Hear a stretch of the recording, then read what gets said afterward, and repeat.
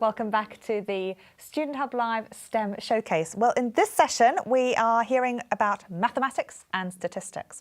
And I am joined by Mark Pardas and Robert Bignell in the studio today.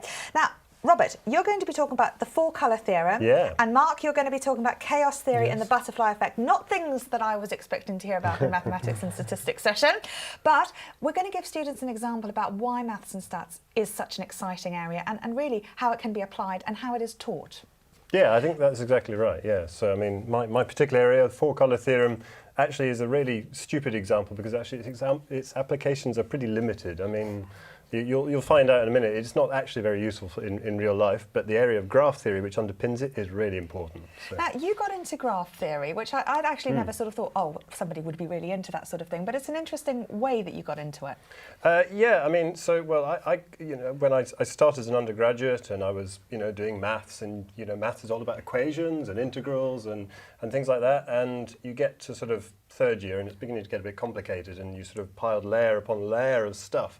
And then I went on this lecture course called Combinatorics, and it just started from first principles, and suddenly instead of writing loads of equations, you were just joining dots with edges and arguing about little pictures, and that simplicity in a way, rather than the technicality of the maths that I've been doing up to that point, really appealed to me. Because so many students say that they're off-put from things that involve maths because they don't like, or they had a bad experience at school with maths. Yeah. So I mean, for me, maths is a very visual thing. It's a very intuitive thing. And somewhere in my undergraduate, I sort of lost that and I regained it when I went to postgraduate stuff. And I think intuition is a really important part of learning to do maths. And this four-colour theorem is a really good example because, I mean, it was a genuine, whilst you say it's not very interesting or relevant, it was a genuine problem that, I guess it has an interesting approach and way of demonstrating things. Yeah, exactly. So, I mean, it started like 150 years ago, about 1850, and there was some 20-year-old guy was trying to colour in the counties of England. So I brought an uncoloured counties of England here, and they were trying to colour it in, and he noticed that you only ever needed 4 colours to do it, so that no two counties which shared a border had the same colour. So now, why was he doing that? Goodness only knows. I mean, he did become a mathematician actually in his own right in South Africa years later. But at that point, I think he was studying law. And he, anyway, so began a legend, if you like, where he went, you can do it with just 4 colours. And it's always true, you can always do it with just 4 colours. So to demonstrate that, here's one I coloured in earlier. And so we have, an example where all the counties, these probably weren't the counties that were around in 1850, but here are all the counties, and you'll see whenever there are 2 counties neighbouring, they have different colours, and that's kind of the important thing. But this is literally the only application that I know of the 4-colour theorem that says for any map, you only ever need 4 colours. But in real life, I mean, cartographers will use 5 or 6 anyway, because you can get a much more aesthetically pleasing looking picture. But the idea, I guess, is about finding a problem and, I guess, agreeing the smallest amount of steps necessary to be able to solve that problem. Yeah, that's right. And, that's the sort of general approach in maths and in other parts of maths, and particularly in other areas of graph theory, which is the stuff that underpins all the proof that went into this. It really is, sort of quite... That's kind of important because you need to optimize these things. Nowadays, we're dealing with enormous networks. Think of Facebook or something like that. You've got millions of users, and you need something that's going to be really efficient. And so the difference between 5 and 6 colours or 4 colours could actually be really important. I mean, for whatever problem you're looking at. Okay, so how does this then relate to graphs? Yeah, okay, so I've got some slides which maybe we can show up. Yeah, we'll show them on the screen. So if we start with our map of the counties of... here we are. Here we are, yeah, so we got the map of the counties. Now, the first thing you do is, instead of counties, so I want to turn this into a mathematical problem. So if you draw a little dot on each of the counties, like that's brilliant. So we're going to call these little dots, they're going to be called vertices. That's just the technical term we have. You might like to call them nodes or something. They don't represent cities, I just drew the dots on randomly. And then what you do is you draw a line between any 2 dots that share a border, like that. And then if we go to the next slide, you'll see I've just sort of grayed out the map. So what we're left with now is a mathematical object where each of the dots represents a county, and the things that connect them represent whether they share a neighbour or not. So, and you can see at the bottom the Isle of Wight is there sitting on its own because obviously there's a band of water between them, so that it's not connected to the rest of the network, if you like. So that thing is a graph. And so the four-color theorem in this setting says that you can color in the dots or the vertices of this in such a way that using just four colors, no two dots which have a line connecting them have the same color. Okay. Yeah, so now if we go on to the next slide, so now I've highlighted the East Midlands. So here's an example of, so the four-color theorem says you need at most four colors, but here I'm going to show you that I definitely need all four colors in this particular example. So here I've colored in the East Midlands red, and you'll see to the north is Staffordshire, which is green, and then down in the sort of, where's that? Southwest, my direction's only a compass. The problem's when you make a graph and not a map. Exactly. So you'll see that so far we've got these four sections, these four counties, and you'll see that you really genuinely need four colours for this, because in the middle you've got it's Birmingham really with the red dot, and it's adjacent to all three of those other ones, and then each of those other ones are adjacent to all three of the others. So if you had any two of those with the same colour, then they'd be next to each other. So you definitely need four colours for this. So that's kind of the arguments that we use in graph theory. Now you said this started in the 1850s. Yeah, that's right. And why is it still relevant today then? Well, okay, so I mean it's in an area of graph theory, and you know, sure, the applications of this particular thing are a bit silly, but obviously you've seen these pictures of networks. What does that remind you of? Computer networks, this, that, and the next thing. So there's a lot of, there's a lot of stuff now. Data science. We have a new data science qualification in maths, in maths and stats and computer science, starting in 2019. And this is a big area at the moment, and there's a lot of stuff going on because you have social networks, you have big data, data mining. Of course, we've seen all the Cambridge Analytica stuff recently. Sorry to say, they're probably using graph theory techniques and doing some of their data mining. And because you've been talking in another video I saw about 6 degrees of separation, and you're mentioning some of the application with Facebook and things. Yeah, and right. How does this then relate to that? Yeah, okay, well, so I mean, basically there's sort of two sides of the same sort of pure mathematics research area, if you like. So we have, on the one side, we're trying to colour in the vertices, and maybe that is useful in some ways, maybe it's not, who knows.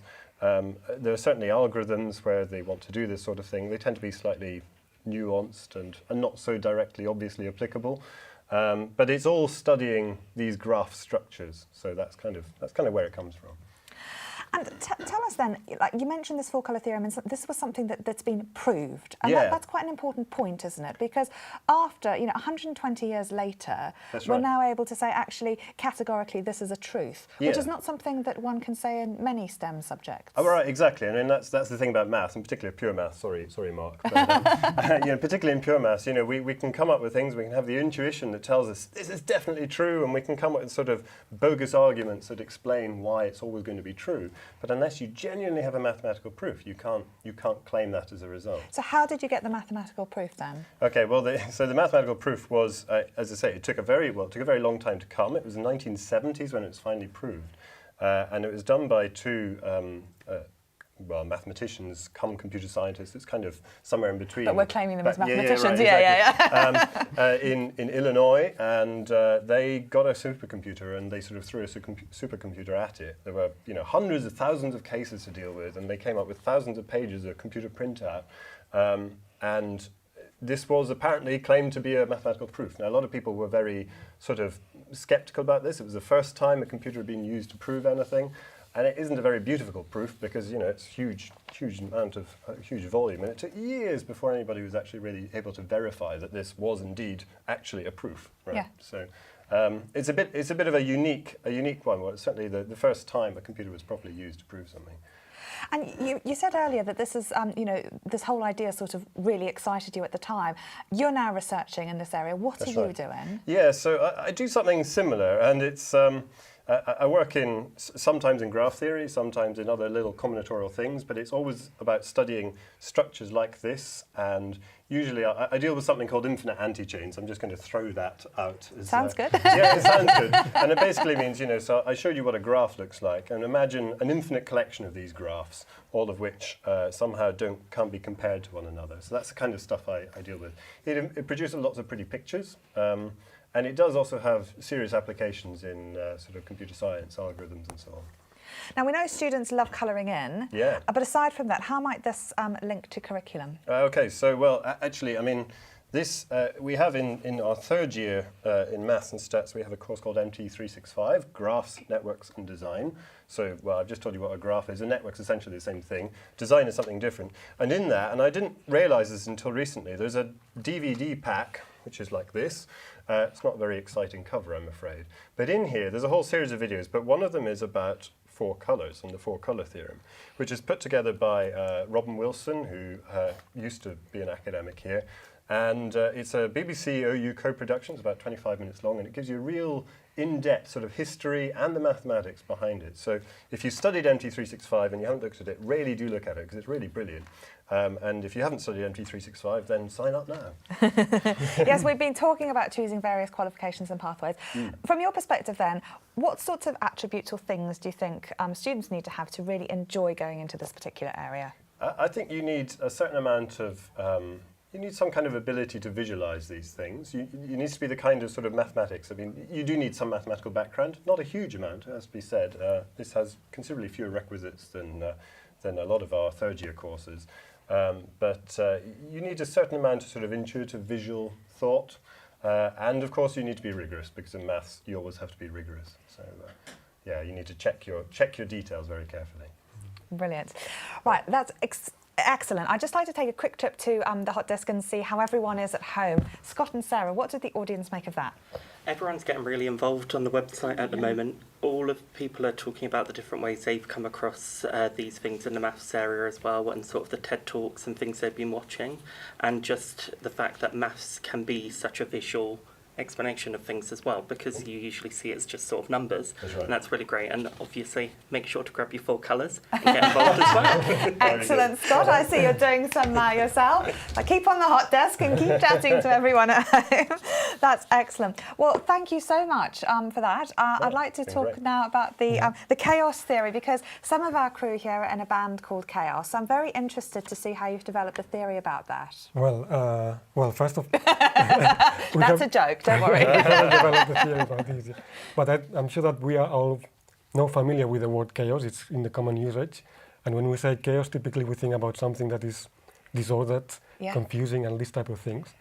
So in mathematics, when we talk about chaos, we typically think about a type of movement, so a type of motion. So when you look at chaotic system, usually it's like very disordered looking, moving in time. And also it might appear to be random, so it's changingly at positions and over time at different, in a way that seems stochastic and random. But I should say that it's not random, it's always deterministic. That's the property of a chaotic system. But there is an important feature of a chaotic system, and this is what is called that a system is very highly sensitive to the initial conditions. So, and perhaps to define this, I should first explain a little bit, put a bit of background here. Yeah. So chaos theory is studied in the branch of mathematics called dynamical systems, which is a very important branch in both pure and applied mathematics. But in applied mathematics in particular, we typically deal with something called differential equations, which means that we study the motion of some things. And typically, if you have a differential equation, which is just a mathematical equation, and you know the initial state of something, you can predict the future of this state. So that's what these dynamical systems gives you about.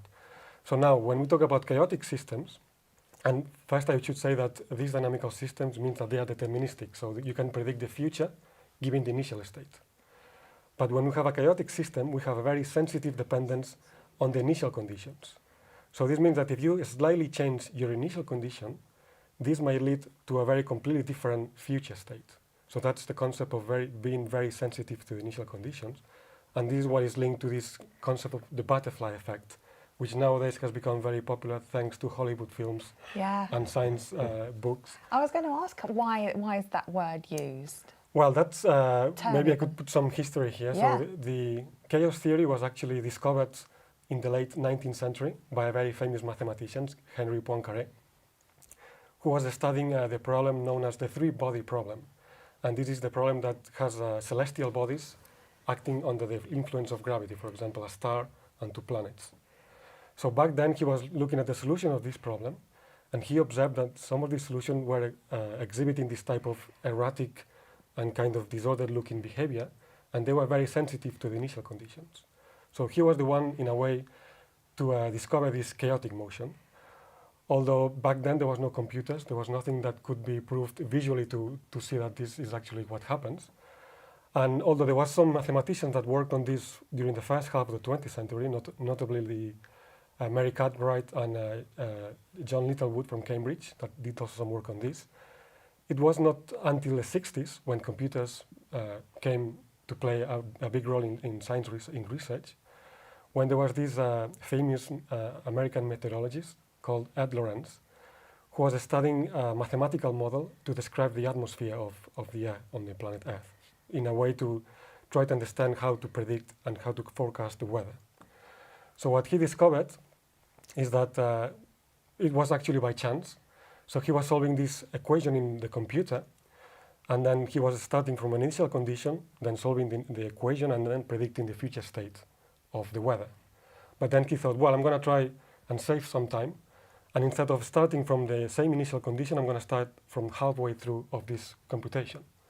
So he did this, and then to do this, he printed out some of the numerical values of the original computation, and then took this numerical value to put as the initial condition of the new computation.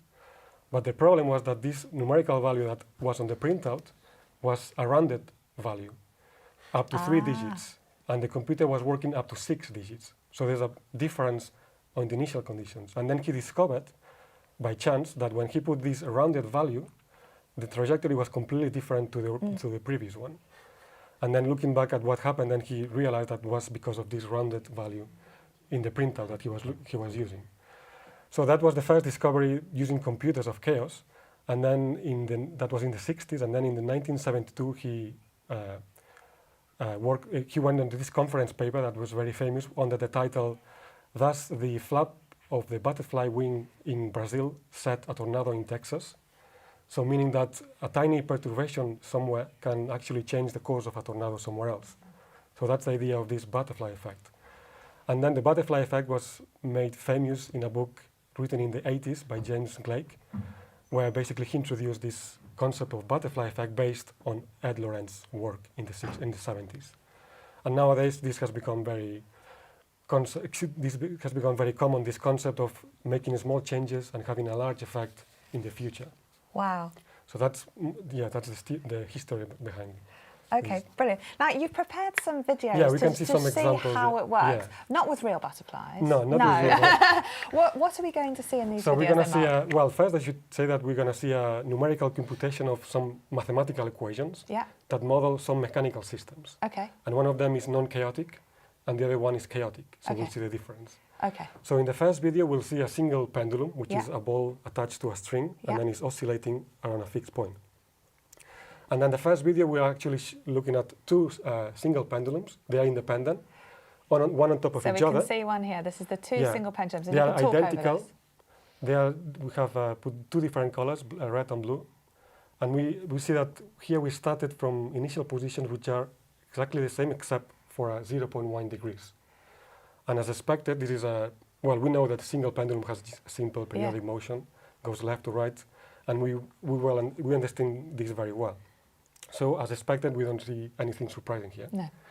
So now in the next video, we're going to put some complexity here, and we're going to study the double pendulum, which we put another pendulum attached to the first ball, and then we have 2 balls that can oscillate. So this is one of them. Okay, so let's take a look at that. And then we see that now the dynamics is it's a bit more complicated. So we see that the second ball starts to make some funny movements. It goes to the left or to the right. So it's rotating. So it appears that it's kind of always going to the left or to the right in a rather random way. So you can't really, it doesn't seem that you could predict this future. But the important point is that chaos, if you know the exact initial solution, you can predict where it goes. But now we are going to illustrate the essence of chaos and this effect of being sensitive on the initial conditions. So in the next video, we're going to plot 10 double pendulums. They are independent from each other. And then they are plotted on top of each other with different colors. and they start from the same initial condition except a tiny fraction of an angle. So it's 0.1 degrees apart from each other. So this is very tiny, so you cannot, when you plot them on top of each other, you cannot really see them, and you can only see one of them. And let's see what happens when you plot them all together. So here we can only see one double pendulum, but then at some point we'll see how all the 10 pendulums unfold. So is it random or not random? No, if it's you not can random. predict it, is it chaotic? Sorry? Is it random or not random? No, I it's mean, if not you can random. predict it, it's not randomness. No, it's not random. Because you can predict something if you know the exact extent to which things are different. That's the profound message of chaos, because up to the 60s, everyone thought that a deterministic system could be predicted. Yeah. But now what chaos is telling us is that if there is some uncertainty on your initial condition, which is always happening, because when you do some measures to predict things, you always have some error experimental, for example. Even though this tiny initial uncertainty can lead to completely unpredictable results. So we can see that, we could see in this video that there was, during the first 10 seconds, all the pendulums follow the same trajectory. And then after the 10 seconds, all of them started to follow different trajectories. So we can see that we can predict up to some point, and then after that, things become completely unpredictable.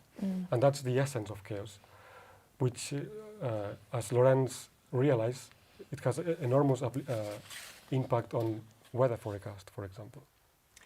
Because now something that he was expecting to be able to predict, he realized that actually is unpredictable, because you will always have some sort of uncertainty on your initial conditions. Right, a shame for weather forecasters.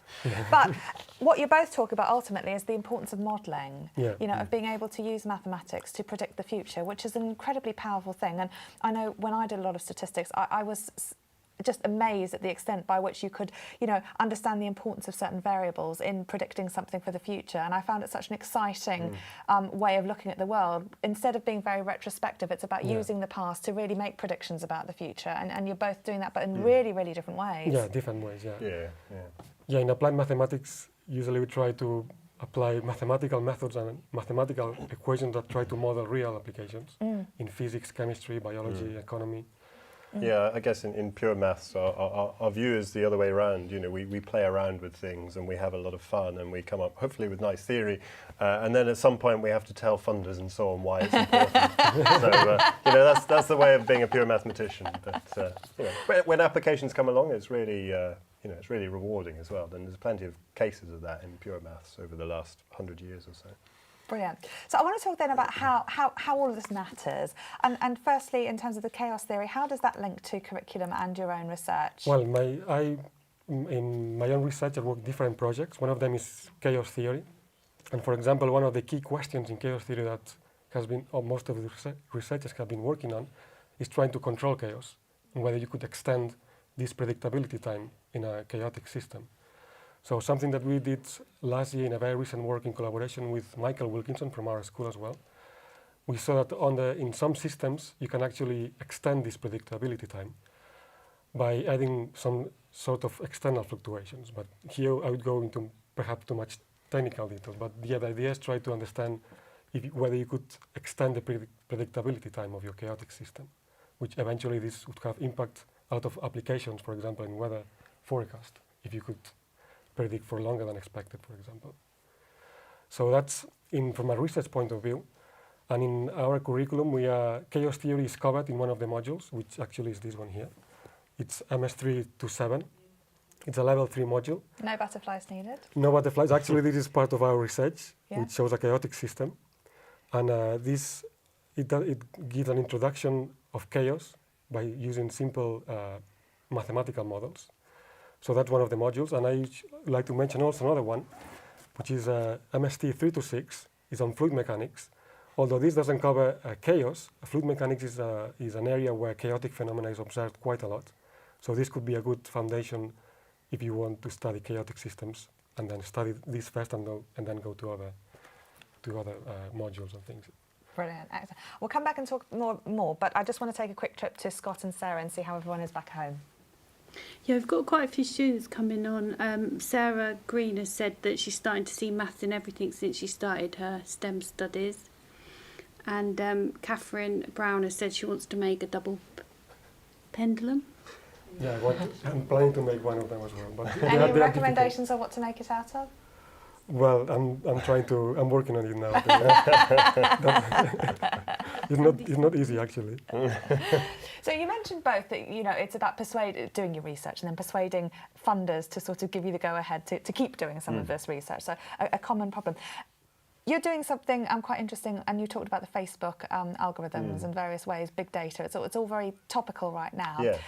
Can you tell us a little bit more about the 6 degrees of separation idea and a bit more about how this is applied in a way that maybe people don't suspect? So we're saying maths is all around us. Yeah, so I mean, okay, so 6 degrees of separation for anyone who doesn't know, I mean, yeah, watch the video on Facebook. But, the idea that I am connected to anybody else in the world by following a path of, I'm friends with Mark, and Mark knows some people and knows some other people, and they know some other people.